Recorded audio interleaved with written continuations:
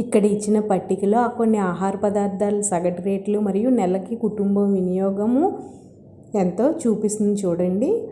అయితే క్వశ్చన్ ఏంటో, ఒక సంవత్సరంలో బియ్యము, గోధుమ పిండి మరియు పప్పు ధాన్యాలపై అయిన మొత్తం ఖర్చు ఎంత అని 4 ఆప్షన్స్ ఇచ్చాడు. అయితే చూడండి, ఇప్పుడు వివరణలోకి వెళ్దాము.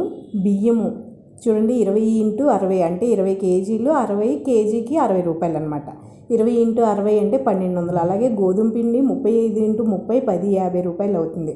పప్పు ధాన్యాలు 4x95 380 రూపాయలు అవుతుంది. అయితే నెలసరి ఖర్చు మొత్తం రావాలంటే ఈ 1200, 1050, 350 కలిపిస్తే 2630 వస్తుంది. ఇప్పుడు ఈ 2630ని వాడు ఎంత అడిగాడు, సంవత్సరానికి కూడా ఎంత అవుతుందంటే అది 2630 × 12 చేస్తే 31,560 రూపాయలు సంవత్సరం ఖర్చు అవుతుందన్నమాట. ఆన్సర్ వచ్చేసి ఆప్షన్లో 4 అండి.